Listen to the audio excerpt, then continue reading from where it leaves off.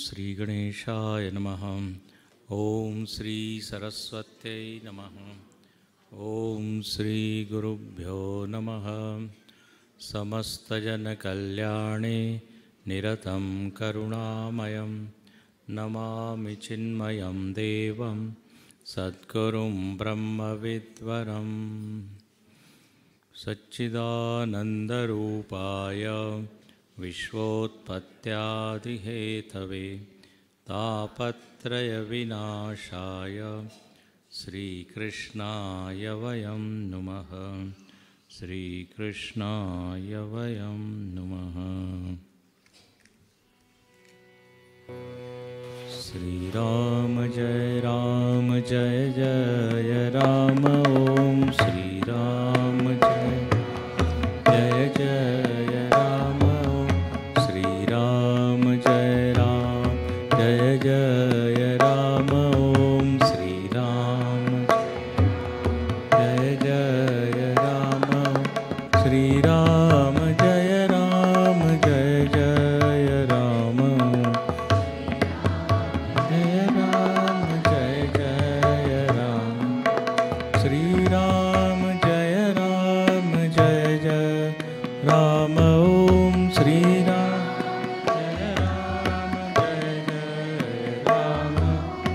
श्रीराम जय जय राम। ओम श्रीराम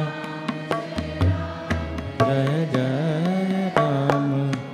श्रीराम जय जय राम। ओम श्रीराम जय जय राम। श्रीराम जय जय राम।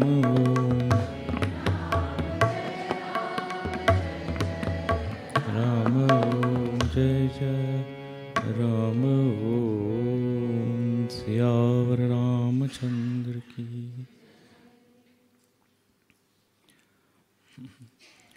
अत्र सर्गो विसर्गश्च स्थानं पोषणमूतयः मन्वंतर ईशानुकथा निरोधो मुक्तिराश्रयः। ये 10 विषय 10 स्कंदों में है। अष्टम स्कंद में अब हम प्रवेश करेंगे और इसका विषय है मनवंतर। मनवंतर मतलब एक मनु का शासनकाल। जैसे अपने यहाँ पे टेन्यूअर होता है एक सरकार का, ऐसे ही मनु का भी होता है। आपको पहले हम संकेत कर चुके हैं। एक मनु में मतलब एक मनु कितने वर्षों तक शासन करता है उसको कहते मनवंतर। और लगभग 71 चतुर्युगी उसमें बीत जाते हैं। आपको उस दिन बताया था हमने, लाखों अरबों खरबों वर्ष है। अब ये मनु जो है वो बदलते रहते हैं। अभी तक हम लोग जिन मनु की कथा सुन रहे हैं वो है स्वयंभू मनु। अब यहाँ पे वर्णन है, हर कल्प में ऐसे मनु आते हैं, बदलते जाते हैं। अभी जो मनु है वो कौन है? विवस्वान। इसलिए आपने देखा होगा पूजा में वैवस्वत मनवंतरे बोलते हैं ना। हम लोग जो है ना मंत्रों की ओर ध्यान ही नहीं देते। कुछ तो भी बोल रहे हैं पंडित जी लेकिन ध्यान से सुनना चाहिए क्या बोल रहे हैं। तो वैवस्वत मनवंतरे अष्टाविंशतितम युगे कलियुगे प्रथम पादे। अब कहते हैं अलग अलग मनु में मनवंतर में अलग अलग इंद्र होते हैं, अलग अलग ऋषि होते हैं, वसु होते हैं। पूरी कैबिनेट बदलती है।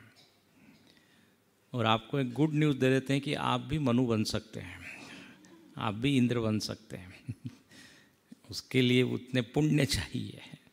ये इंद्र मनु इत्यादि ये पद का नाम है। पद पोस्ट है। जैसे प्रधानमंत्री पद है, उसमें कोई भी प्रधानमंत्री बन सकता है, चाय वाला भी बन सकता है। तो उतने पुण्य हो उतने। तो ऐसे ही यहाँ पर है। ब्रह्मा भी एक पद है, यम भी एक पद है। तो कहते हैं अलग अलग मनवंतर होते हैं, उसमें भगवान के अवतार होते हैं। तो बोले एक मनु थे, चौथे मनु, उनका नाम था तामस। और उसमें उस मनवंतर में जब वो मनु थे तो भगवान का एक अवतार हुआ, उसको कहते हैं हरि अवतार। हरि, भगवान ने हरि रूप लिया। हरि हरि हम बोलते हैं ना, हरि बोल हरि बोल। तो तब भगवान का एक नाम पड़ा हरि। बोले वो क्या कथा है, क्यों अवतार लिया? तो कहते हैं गजेंद्र का उद्धार उन्होंने ये हरि का अवतार लेके किया। गजेंद्र मोक्ष की कथा। अब अपने पास ज़्यादा समय नहीं है, इसलिए थोड़ा जल्दी चलेंगे। कहते हैं क्षीर सागर में त्रिकूट नाम का एक बड़ा सुंदर पर्वत था, और उसके तलहटी पर एक बहुत बड़ा जंगल वन था, और उसमें एक बहुत बड़ा सरोवर है, और वहाँ बहुत सारी हथिनियाँ और हाथी सब रहते हैं। जो उन हाथियों का राजा है उसका नाम है गजेंद्र।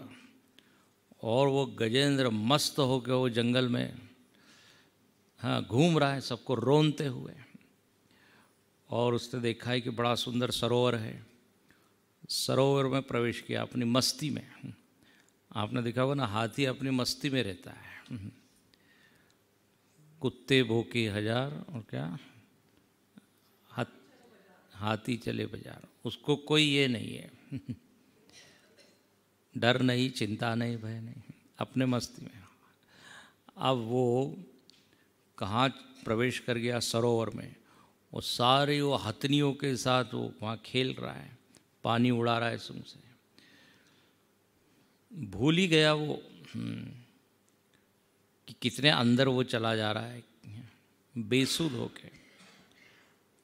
कहते हैं जब अंदर गया तो अचानक उसने कुछ अनुभव किया कि पैर में कुछ गड़बड़ है। देखा तो क्या था, एक ग्राह मगर, उसने जो है उसका पैर पकड़ा, और वो जो है उसको नीचे नीचे खींचने लगा। हर प्राणी की शक्ति हर प्राणी के पास है, लेकिन हर प्राणी की शक्ति हर जगह नहीं है। मतलब मगर जो है उसकी शक्ति जल में है, हाथी थल में बड़ा है। तो अब वहाँ पे तो वो ग्राह बहुत बल लगा के उसको खींच रहा है। अब बेचारा छटपटा रहा है ये गजेंद्र, छूट नहीं पा रहा है। कोई कोई संत लोग वर्णन करते हैं, बोले जितने हाथी हथनियाँ थी सब ने उसको निकालने का प्रयत्न किया। वो एक हाथी ने इसकी पूँछ में अपनी सूंड लगाई, फिर उस हाथी के पूँछ में अगले ने सूंड लगाई। एक ऐसी वो क्या बोलते हैं, वो होती ना खेल, खींचने का प्रयत्न किया, लेकिन कुछ नहीं हो रहा है। तब कहते हैं, बोले अब तो हमारे पास जितनी शक्ति थी, बल था, उससे तो काम नहीं बन रहा है। अब तो भगवान ही बचा सकते हैं। और जो है गजेंद्र पूरे आर्त भाव से भगवान की स्तुति करने लगा। ओम नमो भगवते तस्मै यत् एतच्चिदात्मकं पुरुषायादि बीजाय परेशायाभि धीमहि। ध्यान करने लगा।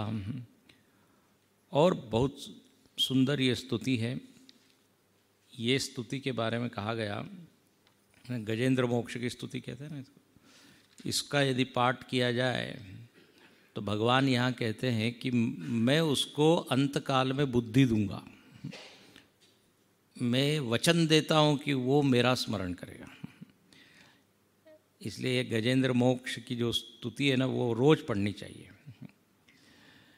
अब कहते हैं कि गजेंद्र ने जब ऐसी स्तुति की, भगवान के कानों में गई आवाज़, बिना देर किए भगवान दौड़ के आए। संतों ने वर्णन किया है इसका कि गजेंद्र बोलता है गोविंद गोविंद, तो बोले गोविंद होते होते तो भगवान वहाँ पहुँच गए। उनके पास एक बहुत तेज वाहन है गरुड़, वो बहुत तेजी से चलता है। इंडोनेशिया की जो एयरवेज है उसका नाम है गरुड़ एयरवेज। गरुड़ जी जब चलते हैं तो उनके पंखों से वेद ध्वनि आती है, ऐसा कहते हैं। तो भगवान आए हैं और वो ग्राह को जो है मारा है और उस गजेंद्र को मुक्त किया। इसके ऊपर एक बड़ा सुंदर भजन है, सूरदास जी ने लिखा है, हे गोविंद हे गोपाल, बहुत ही सुंदर है, सुन लेते इसको। हे गोविंद हे गोपाल, हे गोविंद हे गोपाल, अब तो जीवन आरे, अब तो जीवन आरे, अब तो जीवन आरे। हे गोविंद हे गोपाल, हे गोविंद हे गोपाल, नीर पीवन हेतु गयो सिंधु के किनारे, सिंधु बीच बसत ग्राम, चरण धरि पछारे। हे गोविंद हे गोपाल,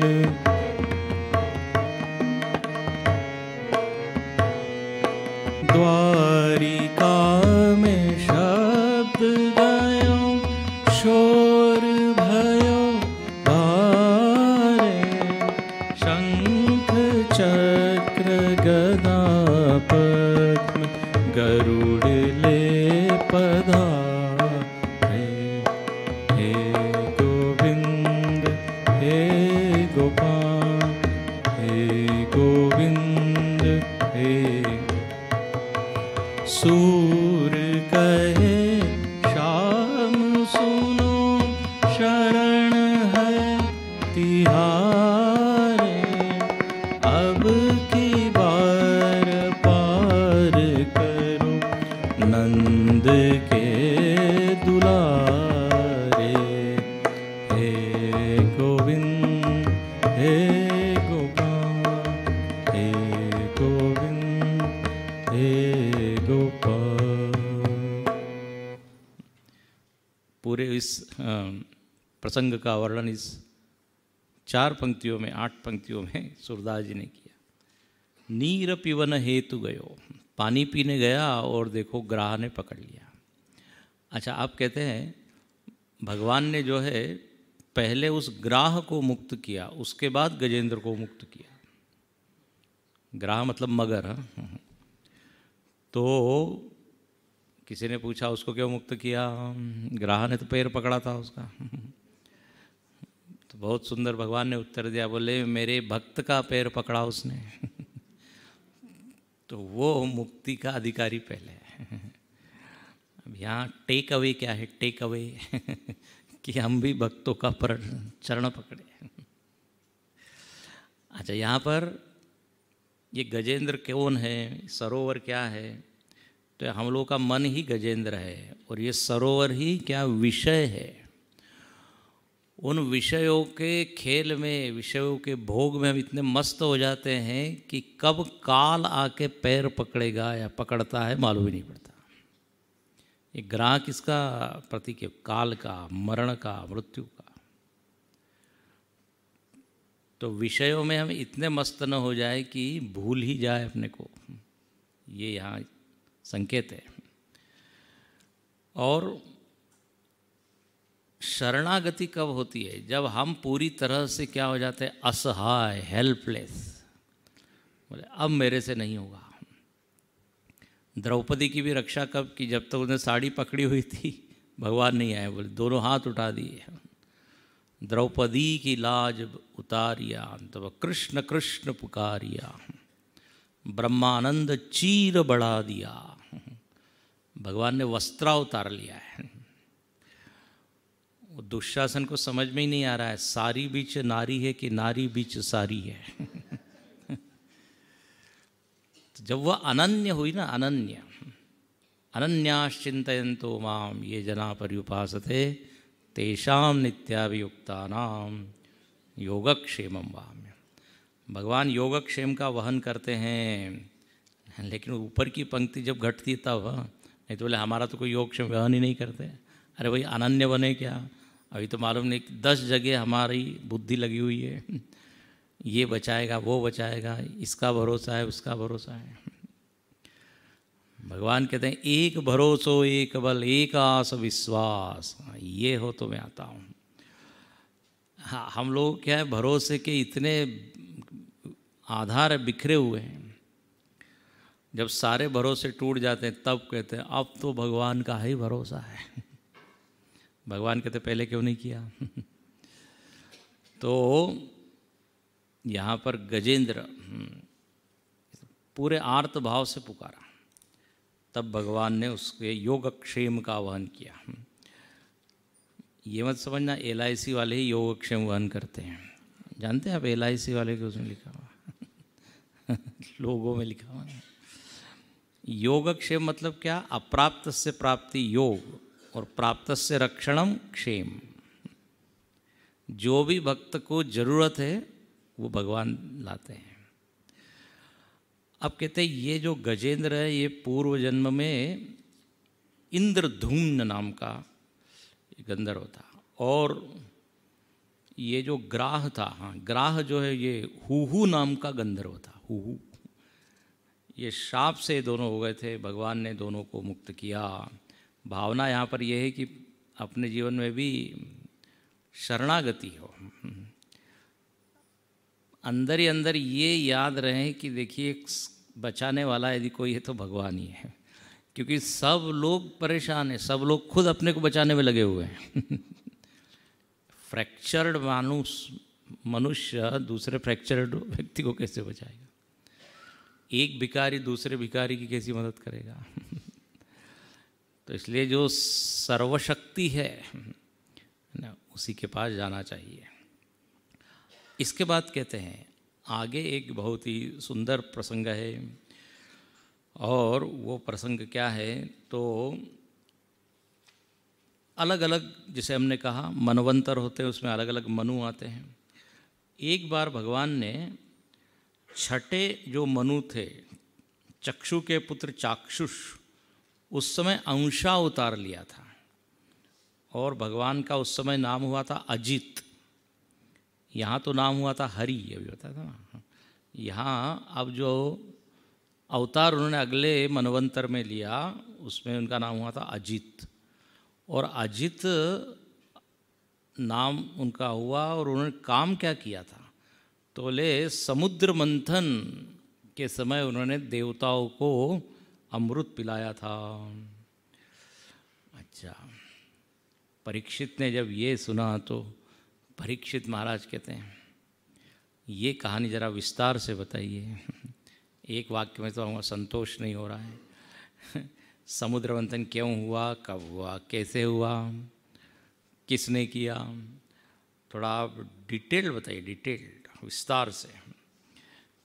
ये कथा बहुत ही रोचक है और इसमें भी बहुत कुछ सीखने वाली बात है। कहते हुआ ऐसा कि इंद्र ने जो है ना दुर्वासा ऋषि का अपमान कर दिया। दुर्वासा ऋषि ने एक प्रसाद के रूप में माला दी, तो वो माला उसने अपने ऐरावत हाथी के सूंड में दे दी। सूंड ने वो पैर में कुचल दी। दुर्वासा जी का अपमान हो गया। तो उनका जो आशीर्वाद था, जो कृपा थी देवताओं पे, वो उन्होंने खींच ली। अब ये सारे इंद्रादि देवता क्या हो गए, शक्तिहीन, कंगाल हो गए सब कुछ। असुरों ने इनके ऊपर आक्रमण किया और सारा राज्य छीन लिया, स्वर्ग इत्यादि। अच्छा, ये हमेशा आते रहता है, ये इंद्र कुछ न कुछ गलती करता है।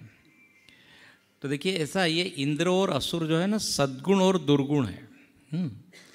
कई बार क्या होता है, ये सद्गुणों का अभिमान हो जाता है व्यक्ति को, तो वो सद्गुण फिर काम नहीं करते, उस सद्गुण के कारण पतन हो जाता है। इतना अभिमान, मैं इतना बड़ा हूँ, मैं ऐसा हूँ, मैं ऐसा हूँ। केनोपनिषद में भी आप कथा पढ़िए, केनोपनिषद में आता है, सारे देवताओं का अभिमान हुआ कि हमने ही राक्षसों को मारा है, असुरों को, देवासुर संग्राम। कहानी जानते होंगे आप, यक्ष के रूप में भगवान वहाँ आए हैं, केनोपनिषद पढ़िए। तो ये देवताओं को अभिमान होते रहता है बीच बीच में। देखिए अभिमान के लिए हमने उस दिन कहा था, कुछ न कुछ चाहिए आपके पास, तभी अभिमान करोगे आप।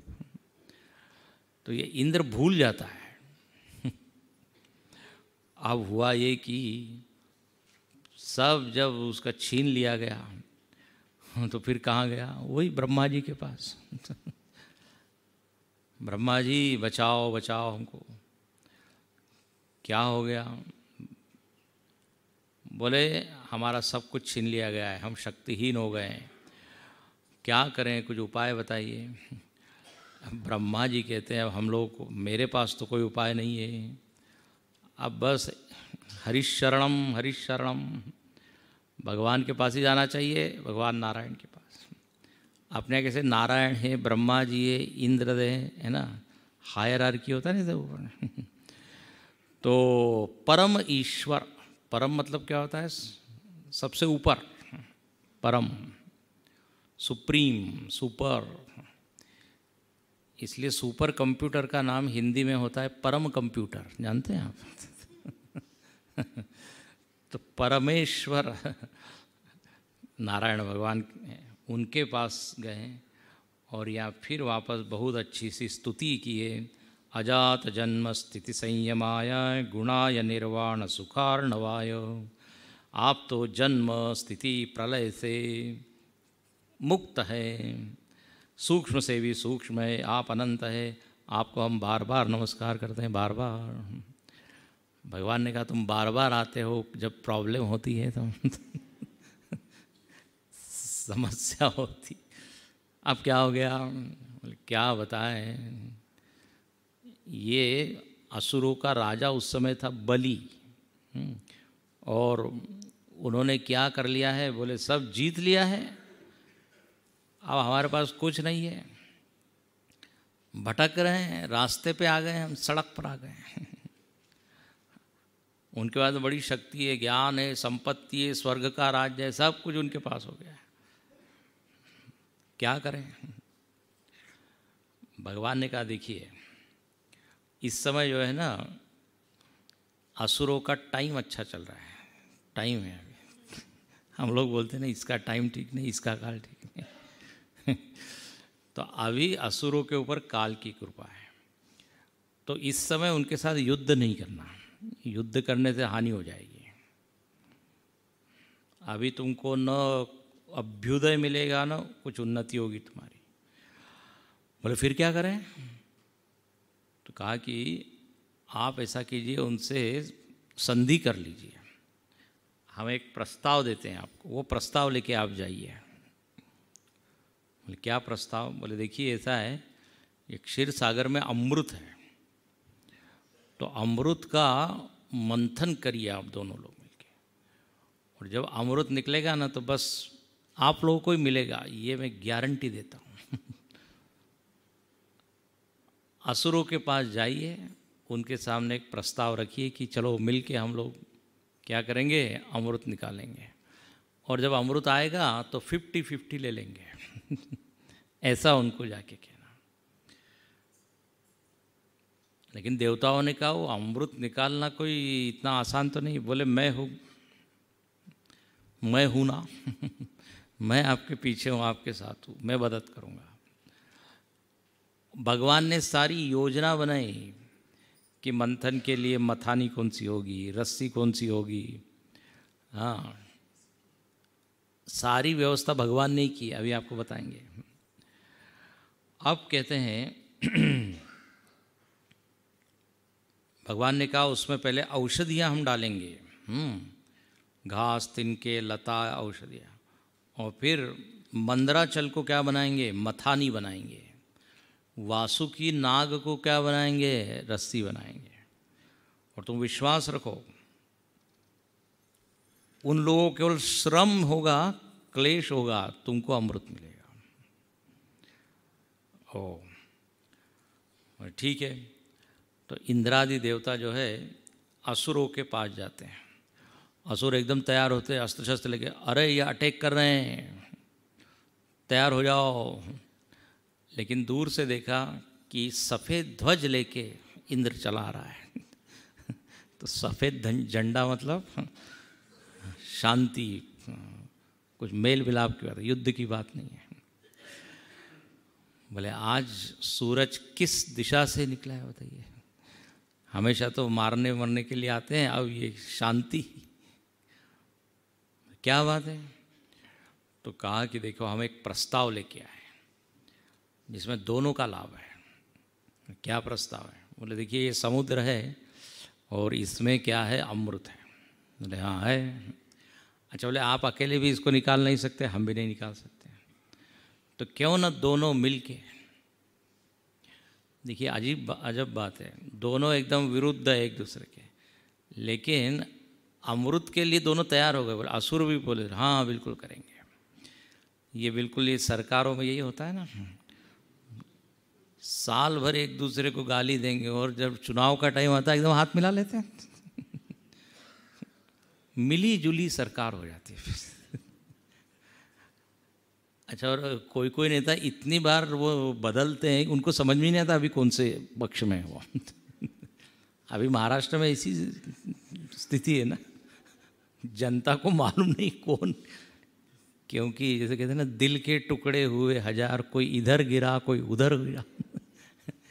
ऐसी पार्टियों के टुकड़े। लेकिन मज़ेदार बात है, कुर्सी के लिए सब इकट्ठे हो जाते हैं। अमृत चाहिए।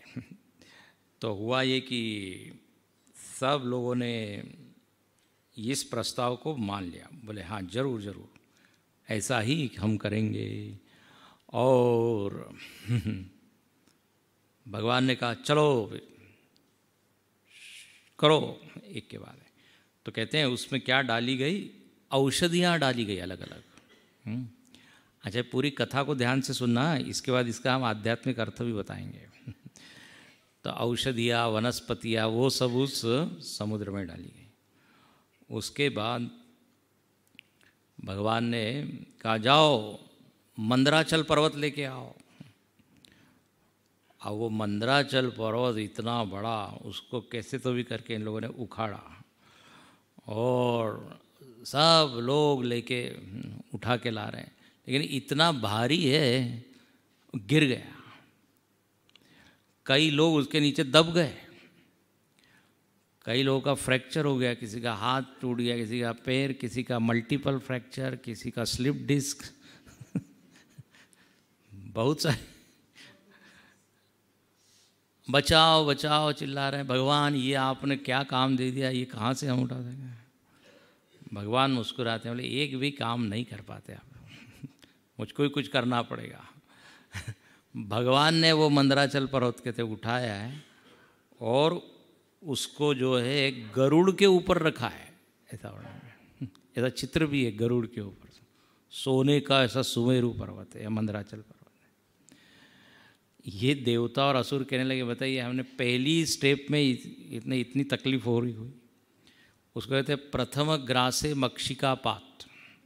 कोई भोजन करने बैठा है और पहले ही ग्रास में क्या मक्खी गिर गई, अशुभ हो जाए ना। अरे अरे अभी शुरुआत नहीं हुई कि उसके पहले ही बताइए एक्सीडेंट हो गया। लेकिन भगवान ने उन सब का ऑपरेशन कर दिया। बोले ठीक है फ्री में कर देते हैं, चलिए। सबके हड्डी हड्डी जोड़ दी, चलो फिर तैयार हो। अब कहते हैं भगवान की प्रेरणा से वो लोग जो है समुद्र के किनारे हैं, पर्वत को रखा है। अब रस्सी, वासुकी नाग को भगवान ने आदेश दिया आओ तुमको हमने कहा था इसमें मदद करनी है। तो तेनागराजम आमंत्र्य फलभागेन वासुकीम, वासुकी को वचन दिया है कि अमृत निकलेगा तो तुमको भी थोड़ा सा मिलेगा। वासुकी आया है, वासुकी को लपेट दिया। अब कहते हैं एक छोर पे देवता है, एक छोर पे असुर। अब हुआ ये कि सारे देवता लोग जो है ना वो वासुकी के मुख की ओर भागे, बोले हम मुख की ओर जाएंगे। असुरों को कहा तुम पीछे रहो। असुरों ने कहा ये कैसे होगा, अभी सरकार हमारी है ना, हम शक्तिशाली है, हम पीछे कैसे रहेंगे, ये हमारा प्रेस्टीज का प्रश्न है, बताइए आगे होंगे, इज्जत का सवाल है, हम आगे रहेंगे तुम पीछे रहो। सब देवताओं ने भगवान से पूछा, ऐसा आंखों ही आंखों में, भगवान ने आंखों ही आंखों में इशारा कर दिया, आ जाओ पीछे, आ जाओ पीछे। इसको आप प्रेस्टीज इशू मत बनाओ, इसमें ही ज़्यादा आपका लाभ है क्योंकि जब मंथन होगा और वो वासुकी विष उगलेगा तो इन्हीं को पीना पड़ेगा, इनके पास बुद्धि तो है नहीं। तो जाओ जाओ जाओ, असुर लोग आगे, सब लोग बड़े छाती ठोक के देखो हमारी विजय होगी। और अब वो मंथन जो है शुरू हुआ। अब मंथन शुरू हुआ तो घूम रहा है क्या, मथानी घूम रही है मंदराचल पर। लेकिन अचानक क्या हुआ, वो मंदराचल पर नीचे नीचे जाने लगा। बोले अब क्या हो गया, नीचे नीचे क्यों जा रहा है, तो कोई आधार तो था नहीं। सब भगवान को पुकारते हैं, भगवान भगवान आइए आइए बचाइए इसको, कैसे करेंगे आप। भगवान ने कहा हम बताते हैं। भगवान ने एक अवतार लिया। कौन सा अवतार लिया, कूर्मा अवतार, कच्छप अवतार, बहुत बड़ा विशाल कछुआ, और उस मंदराचल के नीचे आधार दिया उसको। और फिर मथा वो क्या कहते हैं मंथन शुरू हुआ। अब यहाँ इसके ऊपर एक बड़ी अच्छी बात लिखी कि जब वो मंदराचल पर्वत कछुए के पीठ पर घूम रहा था तो भगवान को बहुत अच्छा लग रहा था। जैसे अपने को पीठ पर खुजली होती है, और हमेशा खुजली वहीं होती है जहाँ अपना हाथ नहीं पहुँचता इधर उधर ऐसे करते। फिर एक वो लेके आते हैं कि वैसा, देखा है आपने सब। या फिर दादाजी लोग जो है ना अपने नाती पोती को कहते हैं कंगी लेके आओ, और कंगी से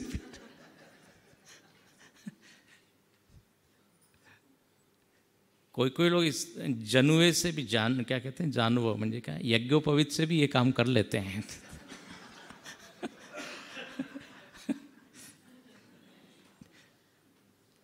यज्ञोपवीत के दो उपयोग है, एक तो चाबी रखना और दूसरा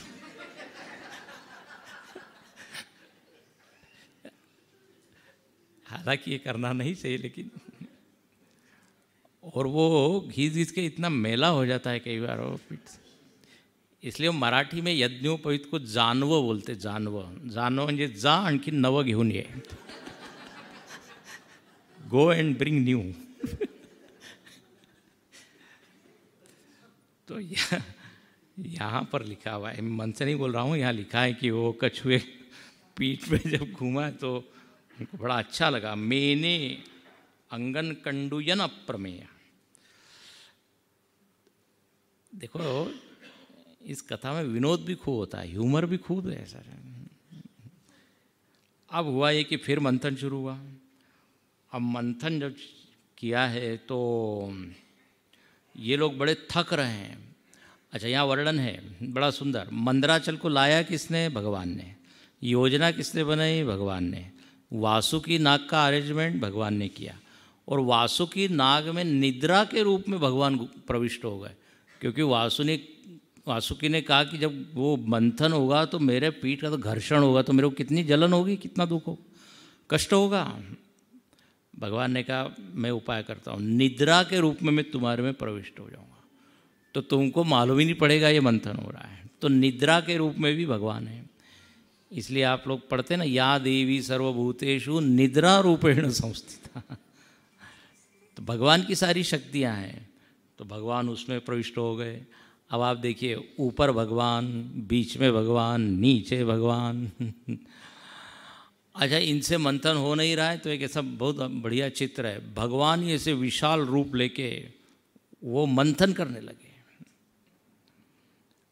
अब कहते हैं जब वो मंथन हुआ तो अब सब लोग इंतजार कर रहे कब अमृत निकलेगा, कब अमृत निकलेगा।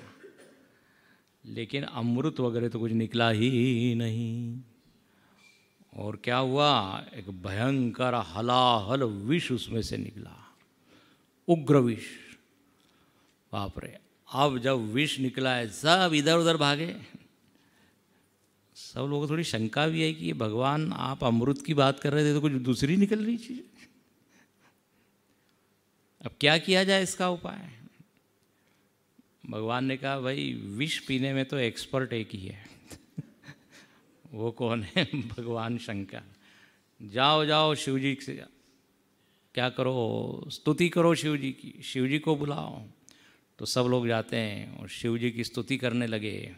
ओम नमस्ते अस्तु भगवन विश्वेश्वराय महादेवाय त्र्यंबकाय त्रिपुरांतकाय त्रिकालाग्निकालाय कालाग्निरुद्राय नीलकंठाय मृत्युंजयाय सर्वेश्वराय सदाशिवाय श्रीमन्महादेवाय नमः। शिव जी की प्रार्थना करने लगे। शंभो शंकरा सदाशिवा, शंभो शंकरा सदाशिवा, सर्वेश्वरा मां पाहि प्रभो, सर्वेश्वरा मां पाहि प्रभो, पाहि प्रभो मां पाहि विभो, पाहि विभो।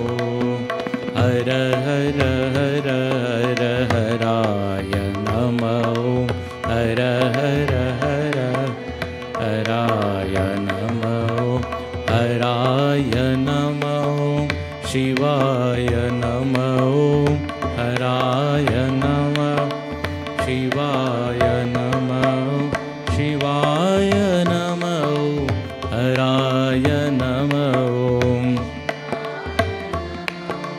हराय नमः, शिवाय नमः, हराय नमः, शिवाय नमः। शिव शिव शिव शिव शिवाय नमः।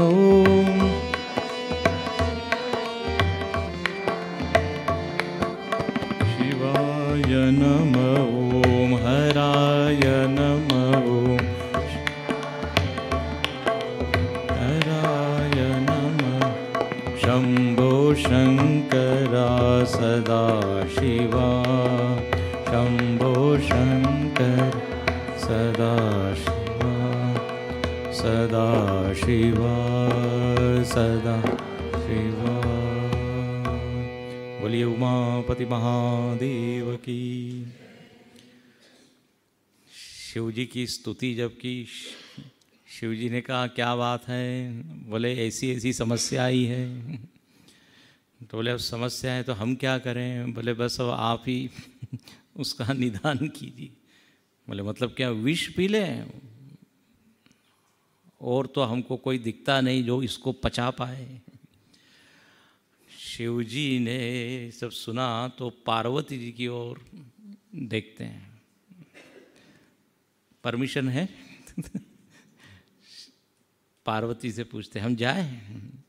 यहाँ बोला ना, मैं मन से नहीं कह रहा हूँ। अब विष पीने जाना है तो अनुमति ले लेना चाहिए ना। तो पार्वती जी कहती है जाइए जाइए, हमको मालूम है आप में शक्ति है, आप उसको पचा सकते हैं। तो अहो बत भवानी तत् प्रजानाम पश्चिमे वैशसम। बेचारे देवता लोग परेशान हैं। हाँ इनकी मदद करनी चाहिए। पार्वती जी ने कहा ठीक है, अनुमोदन किया और वहाँ से चलते हैं। शिव जी ने उस सारे विष का पान किया। जब विष का पान किया तो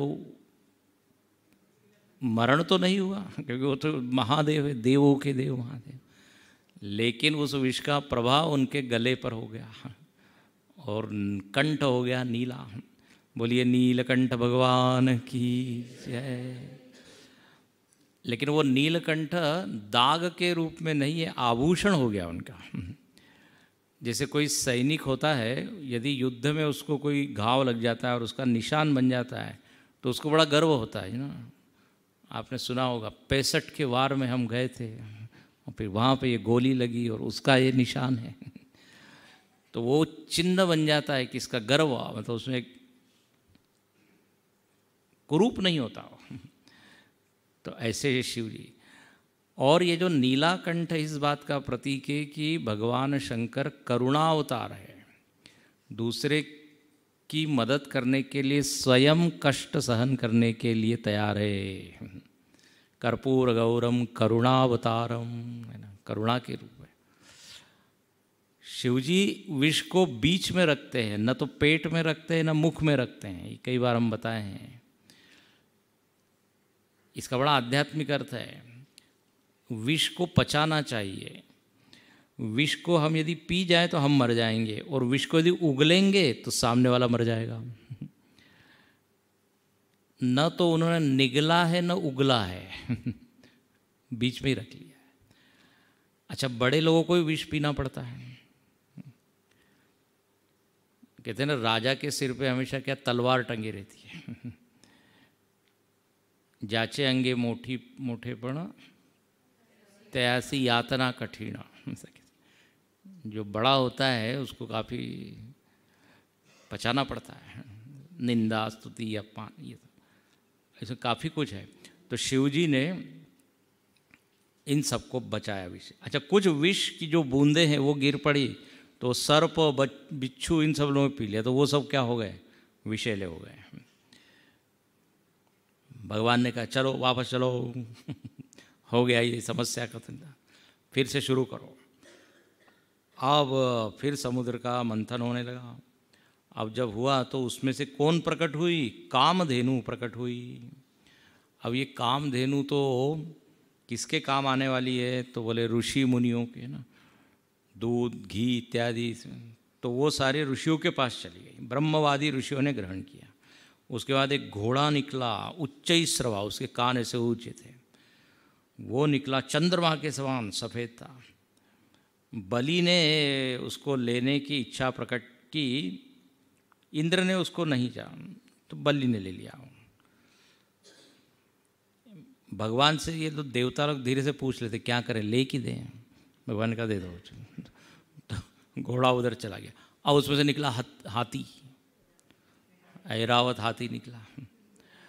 अब इंद्र ने इसको, अब ये घोड़ा तो हम लेंगे। असुर कहने लगे नहीं नहीं हम लेंगे। फिर भगवान बीच बचाव करते हैं, बोले देखो घोड़ा तुमको मिला ना, अब हाथी इनको दो, हाथी इनको दो। जैसे छोटे बच्चे खेलते ही नहीं, एक तुमको मिला, इक्वल डिस्ट्रीब्यूशन होना चाहिए। तो हाथी ऐरावत किसके पास चला गया, इंद्र के पास। उसके बाद एक कौस्तुभ मणि निकला, और वो मणि ऐसा निकला और सीधे भगवान के हृदय में आके बैठ गया। भगवान ने कहा अब मैं कुछ नहीं कर सकता, ये मेरे पास आया तो इसको मेरे पास ही रहने दो। तो भगवान के हृदय में ये कौन बैठ गया, कौस्तुभ मणि, पद्मराग मणि। फिर कहते हैं कल्पवृक्ष निकला, और वो निकला और सीधे कहाँ चला गया, स्वर्ग में। दोनों देखते ही रह गए। उसके बाद अप्सराएं प्रकट हुई। तो अब स्वर्ग की शोभा तो अप्सराओं से ही है। तो देवताओं ने कहा कि इनको तो स्वर्ग में ही जाना चाहिए। भगवान ने भी अनुमोदन किया, वो सब चली गई कहाँ, स्वर्ग में। फिर कौन निकली उसमें, मंथन हो रहा है, लक्ष्मी जी निकली। अब लक्ष्मी देवी निकली तो सब लोग लक्ष्मी जी के पास, सब लोगों को लक्ष्मी चाहिए, नारायण किसी को नहीं चाहिए। आज भी आप देखिए सब लोग लक्ष्मी के पीछे भागते हैं। लेकिन लक्ष्मी जी कहती है यदि आप नारायण को पालो तो मैं तो उनके चरणों में हूँ ही।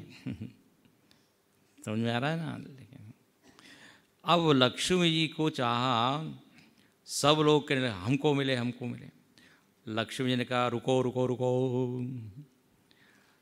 हम देखेंगे कि हम किसके पास जाएं। लक्ष्मी जी ने क्या सोचा कि जो मेरे पीछे नहीं पड़ रहा है, जो मुझको नहीं चाहता है, मैं उसके पास जाऊंगी। और उन्होंने क्या कहा, बोले मैं उसी के पास जाऊंगी जो सर्वगुण संपन्न होगा। जिसमें कुछ भी दोष होगा तो हम नहीं जाएंगे।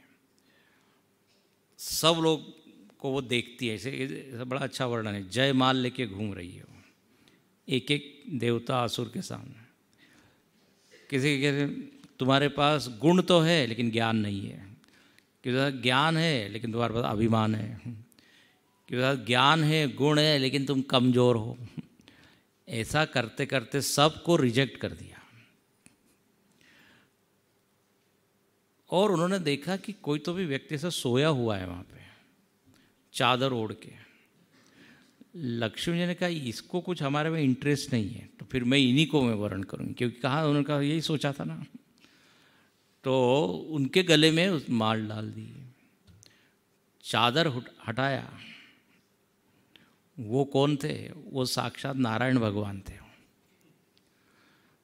और ये ऐसी केस है कि सोए सोए जिनका विवाह हो गया। बोलिए लक्ष्मी नारायण भगवान की। भगवान का ये क्या हो गया? नारायण भगवान सर्वगुण संपन्न है कि नहीं? लक्ष्मी जी की शोभा तो नारायण के पास ही है। देखिए अधिकारी पुरुष के पास ही धन हो ना तो वो धन ठीक होता है, नहीं तो धन बड़ा गड़बड़ करता है।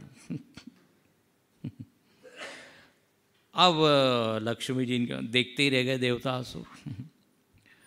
अब क्या हुआ? बोले फिर मंथन शुरू हुआ। अब मंथन जब हुआ है तो अभी तक कितनी चीज़ें प्रकट हो गई है, सब चीज़ें प्रकट हो गई। कामधेनु और उच्च स्रवस और ऐरावत और कौस्तुभ, जिसके लिए किया जा रहा है वो अभी प्रकट ही नहीं हो रहा है। तो बीच बीच में से निराश हो जाते हैं कि वो मिलेगा कि नहीं। भगवान के करते रहो, लगे रहो लगे रहो, मिलेगा, करो करो।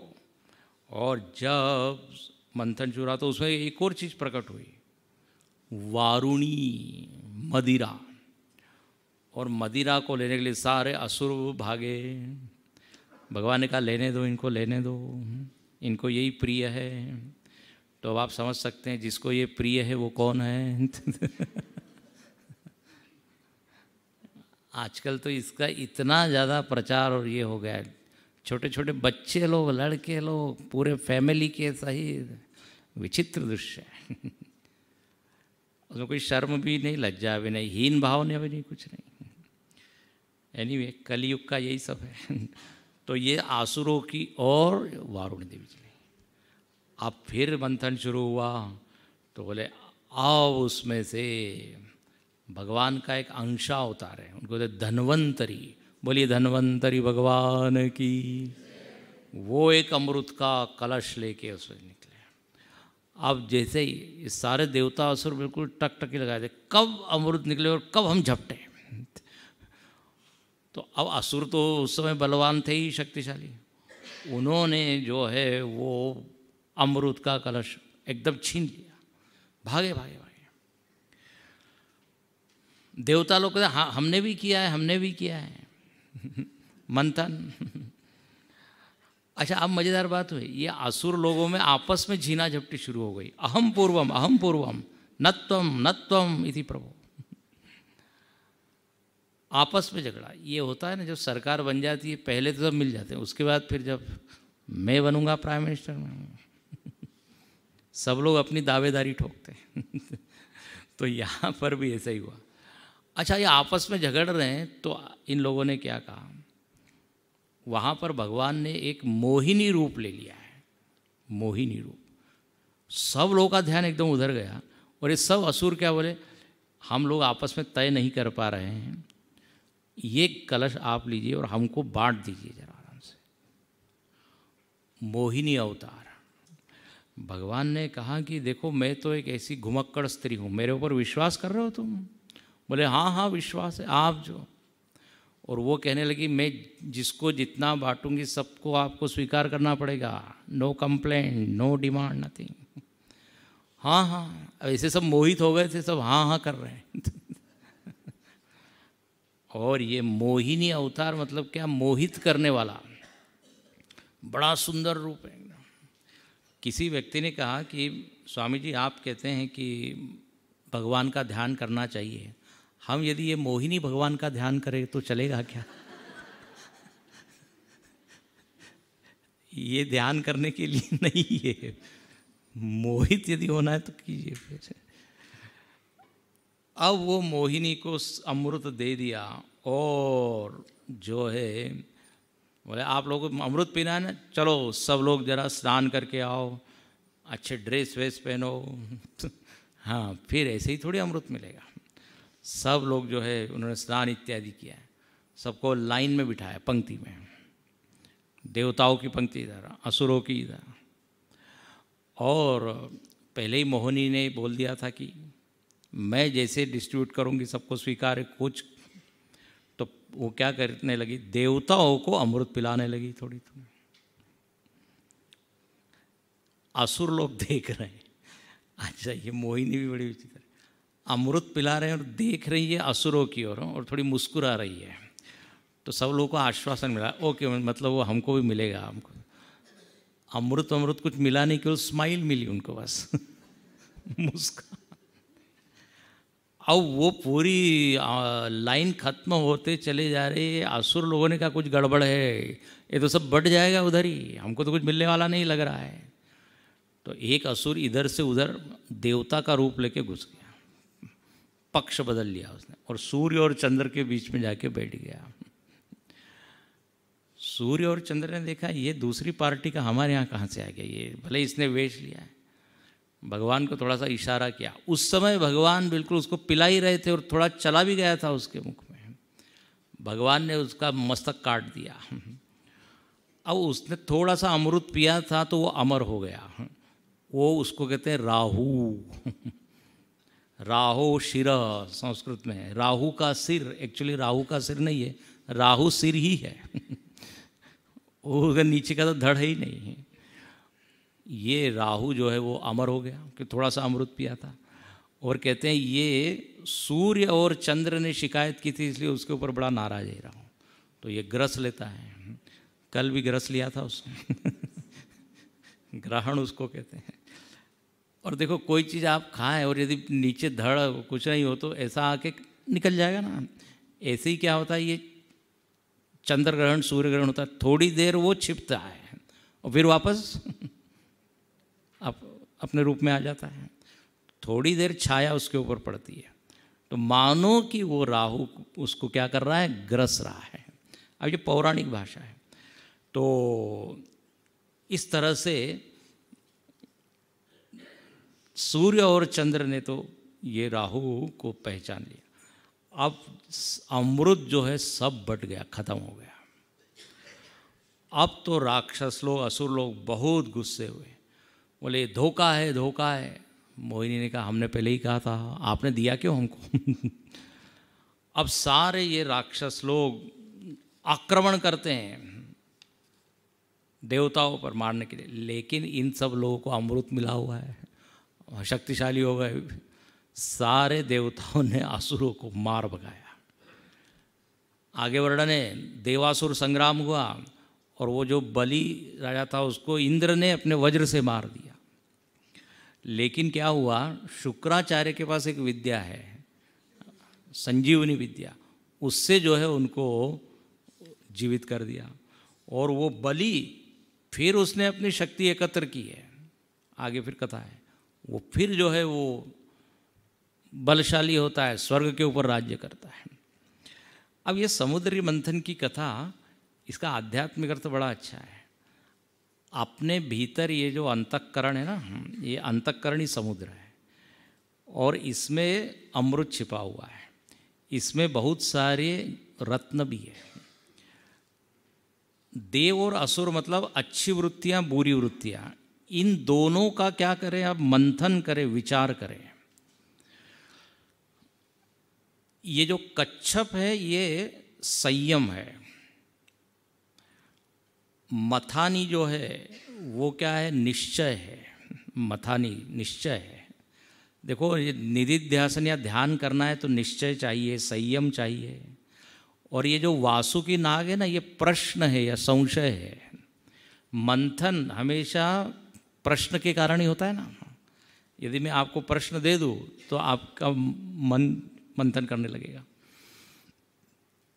अच्छा, ये जो कामधेनु और अप्सरा और ये सब क्या है, तो बोले व्यक्ति जब साधना करता है, गहरी साधना, तो अनेक सिद्धियां उसको मिलती है। ये सिद्धियां ही क्या है, ये सब रत्न है, 14 जो रत्न निकले। अच्छा, पहले जब हम ध्यान करने बैठते हैं तो विष ही निकलता है, एकदम आत्मज्ञान होता नहीं, ज्ञानामृत निकलता नहीं। उसको पचाना पड़ता है, धैर्य धारण करके करना पड़ता है साधना। इसलिए भगवान कहते हैं अभ्यासेन तो कौन्तेय वैराग्येण च गृह्यते। और जब ऐसा होता है तो ये ज्ञानामृत, आत्मज्ञान होता है। संक्षेप में हमने ये बताया। और इसमें व्यावहारिक अर्थ भी बहुत है कि सब कुछ करने करवाने वाले तो भगवान हैं, हाँ, लेकिन श्रेय किसको मिलता है, हम लोगों को मिलता है। इसलिए हम भजन गाते हैं ना, एक मेरा आपकी कृपा से सब काम हो रहा है, करते हो तुम कन्हैया मेरा नाम हो रहा है। मेरा करते वही है, सारी योजना उन्होंने ही बनाई। इसमें बहुत सारे अर्थ है। एक प्रोजेक्ट है, समुद्र मंथन एक तरह का प्रोजेक्ट है। देव और असुर दोनों मिलके कर रहे हैं, मतलब अपने पास जितना सामर्थ्य है, जितने रिसोर्सेस है, जितनी शक्तियां है, सबको यूज करना चाहिए। अच्छा, और थोड़े थोड़े विघ्न आने से डरना नहीं चाहिए, रुकना नहीं चाहिए। यत्न तोचित देव जानावा, यत्न तेथेचित देव जानावा, ऐसा कहते हैं। जहाँ यत्न है वहाँ भगवान है। ऐसे बहुत सारे इसमें गंभीर गंभीर अर्थ हैं, खूब चिंतन कीजिए इसके। अब कहते हैं शुक्राचार्य जी ने जीवित कर दिया किसको, बलि राजा को। बलि राजा ने फिर जो है क्या किया, अपनी शक्ति को बढ़ाया। और यहाँ वर्णन है, उन्होंने अपने गुरु की खूब सेवा की, और गुरु की सेवा से उनकी ताकत शक्ति बढ़ गई। और उन्होंने क्या किया, ये देवताओं को फिर हरा दिया, फिर वापस जैसे थे। ये खूब होते रहता है, कभी देव कभी असुर। अपने अंतःकरण में भी ये होते रहता है कि नहीं। कभी ये तामसिक वृत्तियां बलवती होती है और कभी कभी सात्विक वृत्तियां। प्रायः असुरों का राज्य ज़्यादा होता है। उतार चढ़ाव होते रहता है। तो यहाँ पर भी ऐसा ही हुआ। अब फिर देवता लोग परेशान। तो अब बृहस्पति जी ने कहा, उनके गुरु बोले देखो भगवान के पास चलना चाहिए और कैसे इनको अब पराजित करें, फिर उपाय सोचना चाहिए। भगवान के पास सब गए हैं। भगवान ने कहा देखो पिछली बार तो समुद्र मंथन से आपको दिलाया, कभी आपके साथ युद्ध करके हमने उनको हरा दिया। बोले अब कुछ तीसरा उपाय करना पड़ेगा। और वो उपाय क्या, तो बोले मैं अब क्या करूँगा, उस बलि राजा से कुछ मांग लूँगा, मांग करके आपको मैं दूंगा वो सारा। बोले मतलब क्या, बोले बताते हैं। कश्यप ऋषि है, उनकी 2 दीति और अदिति है। ये अदिति को बड़ा दुख हो रहा था कि सारा राज्य किसके पास है, दैत्यों के पास है। ये दीति तो बड़ी खुश है, बताइए इसके सारे पुत्र को भगवान कुछ कीजिए कुछ कीजिए। तो भगवान ने वो अदिति को ही निमित्त बनाया। बोले ठीक है, मैं तुम्हारे निमित्त से है ना सारे असुरों का राज्य ले लूँगा, तुम्हारा पुत्र बन के आऊँगा। कश्यप ऋषि ने उनको एक व्रत बताया है, पयोव्रत। बोले आप ये पयोव्रत कीजिए और तपस्या कीजिए, आराधना कीजिए, भगवान से प्रार्थना कीजिए, भगवान आप आइए। भगवान ने आश्वासन दिया कि मैं तुम्हारे पुत्र के रूप में आऊँगा। और कहते हैं उन्होंने वो तप किया है, फाल्गुन मास के शुक्ल पक्ष में 12 दिन तक केवल दूध पीकर हो रही हैं। और उन्होंने भगवान की खूब आराधना की अदिति ने। और भगवान वहाँ पे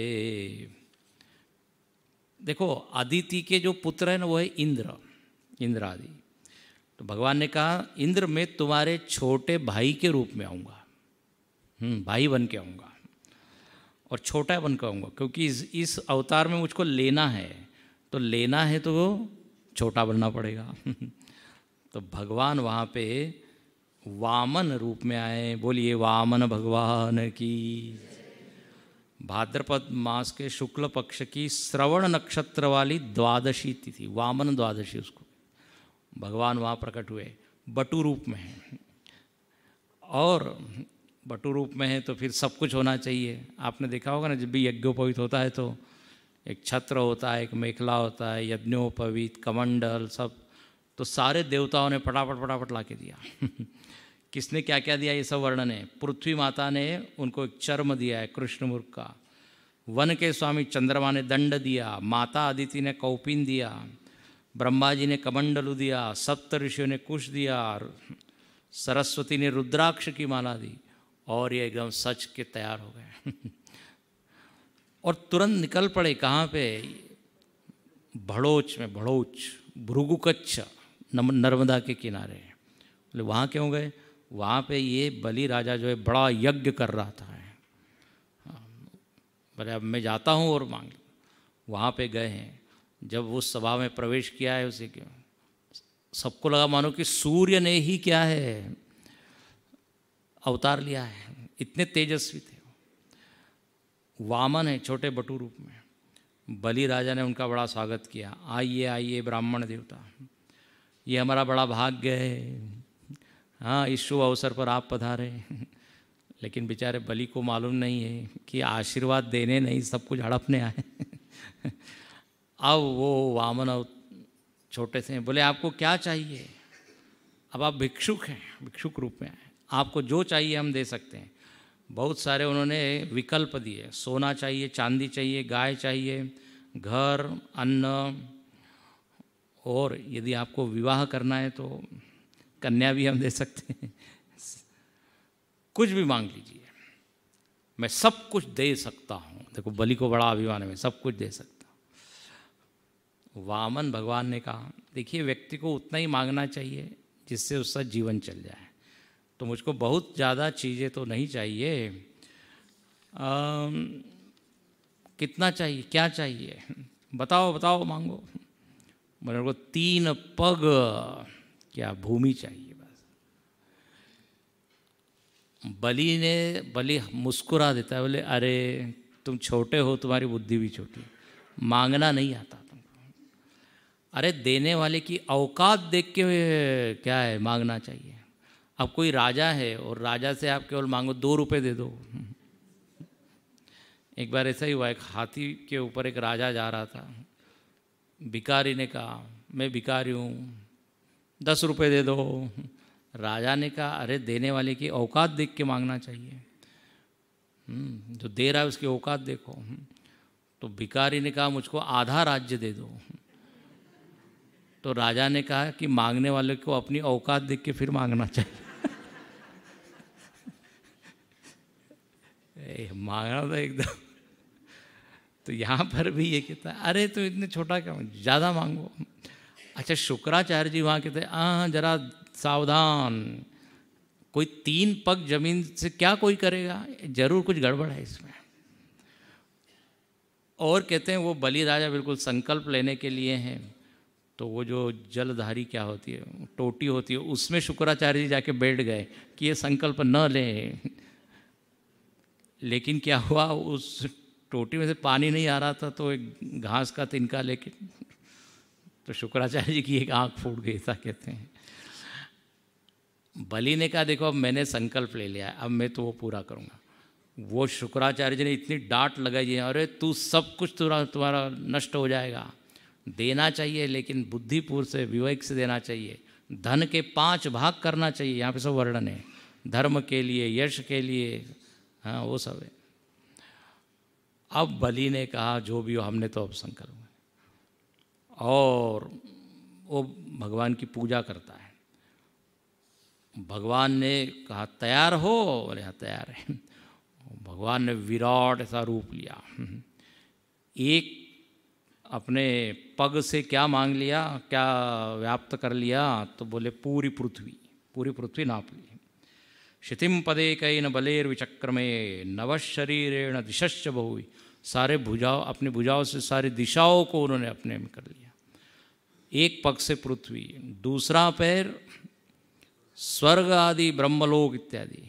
यहाँ पे वर्णन है, ब्रह्मा जी ने देखा पैर आया है, सब देवताओं का, चलो पूजा कर लो, पाद पूजा तो वहाँ पे ब्रह्मा जी ने पाद पूजा की, और उसमें से जो जल निकला ना, जल नीचे गिरा, वही क्या बन गई, गंगा जी। ऐसा वर्णन है, इसलिए उनका नाम है गंगा का नाम विष्णुपादोद्भूता। अब 2 पग तो रख दिए, अब बोले तीसरा कदम कहाँ रखूँ बलि। अब बलि तब तक समझ गया था कि गड़बड़ हुई है, लेकिन वो कुछ नाराज हुआ नहीं, कुछ नहीं हुई, उसने कोई शिकायत नहीं। उसने कहा हाँ अभी एक जगह बची है। बोले मेरा सिर अपना सिर आगे किया, बोले इसके ऊपर कदम रखिए। भगवान ने वो सिर रखा। बहुत बढ़िया अर्थ है इसका। 2 कदम से पृथ्वी और ब्रह्मलोक नाप लिया और आखिरी से उसके मस्तक पर रखा। उसका अर्थ होता है अहम और मम, ये सब कुछ बलि ने दे दिया। 2 कदम में मम, मेरा मेरा जितना था वो सब दे दिया, और मैं दे रहा हूँ, मैं दे रहा हूँ, ये जो वृत्ति है ये सबसे घातक है। वो कहाँ बैठी है? बुद्धि में। बोले वो मैं दे देता हूँ। अहम और मम, देना है तो ये देना। इसलिए कहते हैं दान यदि किसी ने किया है तो बलि ने। इसलिए जब कोई बड़ा दान करता है तो उसको बलिदान, बलिदान शब्द है कि नहीं, अपने प्राणों को, शरीर को दे देता है। इससे बड़ा दान क्या होगा? जीवन को जो दे दे। तो ये बलि ने जैसा सब कुछ दिया, ऐसे ही यदि कोई शरीर आदि दे रहा है तो कहते हैं बलिदान कर दिया इसने तो। अच्छा, अब कोई कहेगा ये तो बलि को वचन दे के इन्होंने बड़ा धोखा दिया है। ना ना ना ना, बहुत बढ़िया है, लेकिन अपने पास समय नहीं जाता। बलि को भगवान ने सुतल लोक का राज दिया और स्वयं वहाँ चौकीदार, पहरेदार के रूप में खड़े हैं। बलि को कहा देखो तुमको शुक्राचार्य जी ने रोका लेकिन तुम रुके नहीं। मैं इतना बड़ा हो गया तो तुमने कोई शिकायत नहीं की, नाराज नहीं हुए। मैं तुम पर खूब प्रसन्न हूँ। मैंने तुम्हारा सब कुछ लिया लेकिन मैंने अपने आप को तुमको दे दिया। और भगवान ने एक श्लोक बोला है कि जिसके ऊपर मैं प्रसन्न होता हूँ उसका सब कुछ ले लेता हूँ। हाँ, विधुनोति, ऐसा यहाँ आता है। और बलि का जो है सब राज्य तो भगवान ने ले लिया और वो दे दिया किनको? सारे देवताओं को। ये बलि के चरित्र से समझने की बात है कि हमको संकल्प यदि हमने लिया है तो पूरा करना चाहिए। उसके बाद अभिमान नहीं रहना चाहिए कि मैं इतना बड़ा देने वाला हूँ। देना चाहिए लेकिन देने का अभिमान घातक है, अहम। अच्छा, ये भगवान बड़े हो जाते हैं, इसका मतलब क्या है? देखो, भगवान को थोड़ा सा आप स्थान दो, वो बड़े बड़े बड़े बड़े होते जाएंगे। अपने चित्त में यदि थोड़ा सा ध्यान उनके लिए जगह रखो, पूरे मन को व्याप्त कर लेंगे। और वही होना चाहिए। जब वो मन को व्याप्त कर लेंगे तो फिर अहम मम सब गायब हो जाएगा। ऐसा इसका भाव है। इसके बाद कथा आती है मत्स्यावतार की। भगवान ने मछली का रूप लेके एक कहते हैं कि राजा थे सत्यव्रत, उनको उपदेश दिया है। और उस समय जो उनको उपदेश दिया उसी को कहते हैं मत्स्य पुराण। प्रलय के बाद, प्रलय के समय उन्होंने वो उपदेश दिया है। इस तरह यहाँ पे 8 स्कंद पूरे होते हैं। अब 9वें स्कंद में जो कथा आती है उसका नाम है ईशानु कथा। इसमें 24 अध्याय है और 12 अध्यायों में सूर्यवंश का वर्णन है और 12 में चंद्रवंश का। अब बहुत सारे राजाओं की इसमें कथा है। इसमें कथा एक आती है, बड़ी प्यारी कथा है, अम्बरीश राजा की कथा। अम्बरीश राजा बहुत बड़े भक्त थे, लक्षार्चना करते थे। हम लोग सहस्रार्चन करते हैं ना, लक्षार्चन। और एकादशी का व्रत किया है उन्होंने, ऐसा व्रत जो द्वादशी को पूर्ण हो, द्वादशी को दोपहर में जो पूर्ण होता उसका वो पारणा करने वाले थे। पारण कहते हैं ना, पारण पूर्ण। अब कहते हैं वो जिस दिन करने वाले थे वहाँ दुर्वासा ऋषि आए तो बड़े खुश हुए, वाह वाह आप आए हैं। तो दुर्वासा जी ने कहा कि हम अन्न ग्रहण करेंगे आपके यहाँ। बोले बिल्कुल, लेकिन बोले हम स्नान करके आते हैं। और स्नान करने के लिए गए और इतनी देर लगा दी, जिस समय वो अन्न ग्रहण करना था उस समय पहुँचे ही नहीं। अब ब्राह्मण जो लोग हैं, पंडित लोग, वो कहने लगे अब समय निकल रहा है, अब कुछ ग्रहण करना चाहिए। तो क्या पंडित जी लोगों के पास सब उपाय होते हैं। वो कहते हैं थोड़ा सा जल ग्रहण कर लो, मतलब वो खाने जैसा भी है और नहीं भी खाया है। जल ग्रहण कर लिया। दुर्वासा ऋषि आए, बड़े नाराज हुए, बोले हमको दिए बिना आपने ग्रहण किया। वो बड़ी डांट लगाई है अम्बरीश को। अब अम्बरीश बेचारे और इतने गुस्सा हुए, उन्होंने अपनी जटा से कृत्या उत्पन्न की। लेकिन अम्बरीश के पास एक क्या था, सुदर्शन चक्र। देखिए इतने बड़े भक्त थे कि भगवान ने उनकी रक्षा के लिए सुदर्शन चक्र को नियुक्त किया। उसने वो कृत्या को काट दिया और वो सुदर्शन चक्र दुर्वासा ऋषि के पीछे लग गया। अब दुर्वासा ऋषि भाग रहे हैं इधर उधर, कितनी कठिनाई होगी। हाँ, लुंगी पहन के दौड़ना मतलब कठिन होता है, धोती में लुंगी में। अनुभव है ना, इसलिए जब कुछ रनिंग वगैरह करना होता है तो अब, लेकिन जैसे तैसे भाग रहे हैं, यहाँ से वहाँ, वहाँ से वहाँ। कोई शरण नहीं दे रहा है। ब्रह्मा जी के पास आए, बोले नो नो, हम इसमें इंटरफेयर नहीं करेंगे। शिव जी ने कहा कि भाई ये कंट्रोवर्शियल है, हम इसमें नहीं, हम आपकी रक्षा करेंगे। तो भगवान नारायण तटस्थ रहेंगे, हमको नहीं मालूम, हम नहीं बचा सकते। अंततः नारद जी ने कहा भाई आप वापस वहीं जाइए जिसका ये चक्र है, अम्बरीश की शरण में जाइए। अम्बरीश की शरण में हो गए हैं और तब वो सुदर्शन चक्र शांत हुआ। लेकिन कहते हैं अम्बरीश राजा ने अन्न ग्रहण नहीं किया है 1 साल तक, जब तक ये सब चलते रहे, भागते रहे। हाँ, और उसके बाद फिर दुर्वासा ऋषि प्रसन्न हुए, उनका वो क्या कहते हैं व्रत पूरा हुआ। अम्बरीश का अर्थ होता है भट्टी, भट्टी होती है ना जलने वाली। तो उनके भीतर ये बहुत ताप था कि हम कब भगवान से मिले, कैसे भगवान को प्रसन्न करें, इसलिए वो व्रत इत्यादि करते थे, ऐसा भी वर्णन है। तो ये अम्बरीश की कथा आती है। इसके बाद एक से एक राजाओं की कथा है, सारे सूर्यवंश के, या इक्ष्वाकु वंश भी बोलते हैं, इक्ष्वाकु राजा हुए। और उसमें एक से एक बड़े राजा हुए। कौन कौन हुए? सौभरी राजा, त्रिशंकु, हरिश्चंद्र, ये सब सत्यवादी हरिश्चंद्र। फिर सगर राजा हुए, खटवांग हुए, अंशुमान, दिलीप, भगीरथ। एक एक का चरित्र बड़ा दिव्य है। भगीरथ जी का चरित्र जानते हैं आप। भगीरथ जी ने तपस्या की और गंगा जी को अवतरित किया। 2-3 पीढ़ियाँ खप गई। अंशुमान ने तप किया, दिलीप राजा ने तप किया, फिर भी नहीं आई। भगीरथ जी ने तप किया, बहुत कठिन। इसलिए कहते हैं ना भगीरथ प्रयत्न, जब बड़ी कठिनाई से जब कोई चीज़ हमको प्राप्त होती है तो भगीरथ प्रयत्न, हरक्यूलियन टास्क, उसी को अंग्रेजी में ऐसा बोलते थे। ऐसे एक से एक राजा हुए। खटवांग हुए, दीर्घबाहु हुए, फिर राजा रघु हुए। हाँ, फिर उसी में कौन हुए? अज हुए, और फिर हुए दशरथ जी। और दशरथ जी के पुत्र हुए भगवान राम। ये क्या परंपरा है। अब भगवान राम का तो चरित्र इतना दिव्य है, उसके लिए 10 दिन अलग से।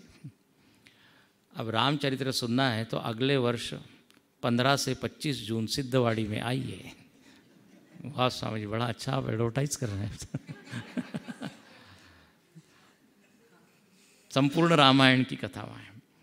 तो अब कहते हैं ये जो सूर्यवंश है, यहाँ पर दशरथ जी राजा हैं और उनकी 3 रानियां हैं। कथा सब जानते हैं। अब कहते हैं पुत्र कामेष्टि यज्ञ किया गया, वशिष्ठ ऋषि ने उनको सुझाया। और पहले यज्ञ से सब कुछ होता था। पहले मंत्र से होता था, जैसे आजकल यंत्र से होता है। तो पुत्र कामेष्टि यज्ञ किया गया। उस समय रावण ने आतंक मचाया हुआ है। भगवान ने आश्वासन दिया है सारे देवताओं को कि हम आएंगे। कहाँ आएंगे, कितने बजे आएंगे, किस रूप में आएंगे, सब बताया।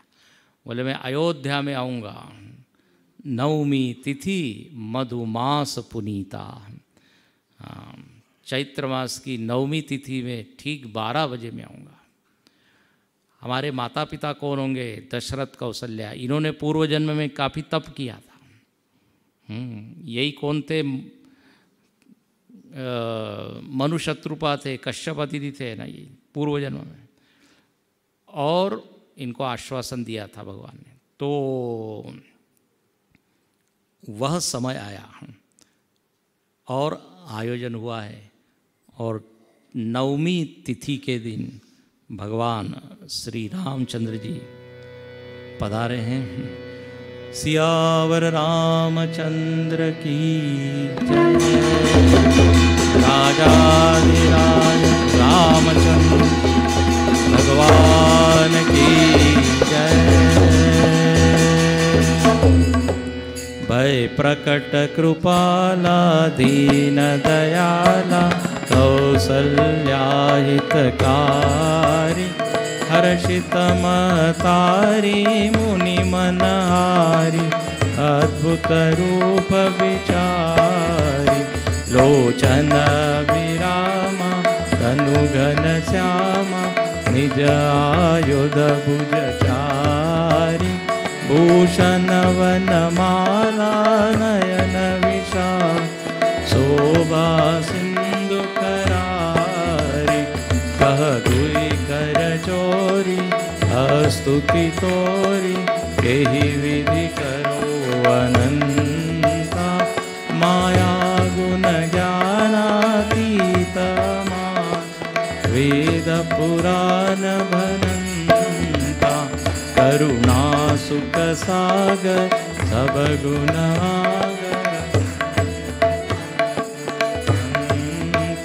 सो मम हित लागी जन अनुरागी भयउ प्रकट श्री अनंता ब्रह्मांड निकाया निर्मित माया रोम रोम प्रतिवेद कहे मम उरसो वासीय उपास सुनत धीर मति धीर न रहे उपजा जब ज्ञाना प्रभु मुस्काना चरित बहु विधि की न चहे कही कथा सुनाई मातु बुझा यही प्रकार सुत प्रेम लय माता पुनिलो सोमति डोली तजहु तात यह रूपा की शिशुलीलाति प्रियसी यह सुख परमनूपा सुनि वचन सुजाना रोदन ठाना कोई बालकन रूपा यह चरित जगावई हरिपद पा देन परई भूपा प्रधेनु सुर संतहित लीन मनुज अवतार निरमित तनु माया गुण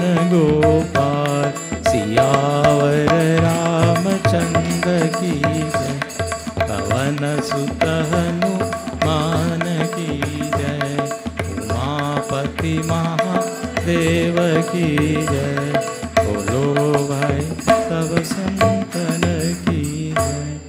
बोलिए सियावर रामचंद्र भगवान की जय। सिया राम जय जय सिया राम, जय सिया राम जय जय सिया, जय सिया राम जय जय सिया राम। बोलो राम राम राम राजा राम, बोलो राम, बोलो राम राम राम सीता राम, बोलो राम। जय सिया राम जय जय सिया राम, जय सिया राम जय जय सिया राम, जय सिया राम जय जय सिया राम। सियावर रामचंद्र भगवान की। तो जब अयोध्या में भगवान प्रकट हुए, भय प्रकट कृपाला, भगवान का जन्म नहीं होता, प्रकट होते हैं। प्रकट मतलब पहले से ही थे, वो व्यक्त होते हैं। अच्छा, भगवान व्यक्त हुए तो शंख चक्र लेके प्रकट हुए साहब। तो कौशल्या जी कहते कीजे शिशु लीला। आप छोटे बनिए ना, ये शंख चक्र हो तो बस नमस्कार ही करना पड़ेगा। शिशु बन के आइए, आपको बहुत सारी लीलाएं करनी है। कीजे शिशु लीला अति प्रिय शीला। तो राम जी एकदम शिशु बन गए और लीला उन्होंने शुरू कर दी। शिशु की पहली लीला क्या होती है? रोना। तो जोर से रोए, रोदन करी ठाना, बोले अब मैंने ठान लिया है मैं रोऊंगा। और इतनी जोर से रोए कि पूरे अयोध्या के लोगों को खबर लग गई और सब लोग वहाँ पर आने लगे, भगवान का दर्शन करने लगे। गुरुजी ने एक दो लाइन भी लिखी है, राम दर्शन को रे चलो, राम दर्शन को रे चलो। सब लोग वहाँ आने लगे। अब सब लोग भगवान के दर्शन में बिजी हैं, तो थोड़े 1 घंटे के बाद हम आते हैं। राम जी का थोड़ा चरित्र देख के फिर कृष्ण चरित्र, ठीक है? चलिए। ओम पूर्णमद पूर्णमिदं पूर्णमुदच्यते पूर्णमादाय पूर्णमेवावशिष्यते। ओम शांति शांति शांति। हरि ओम। श्री गुरुभ्यो नमः। हरि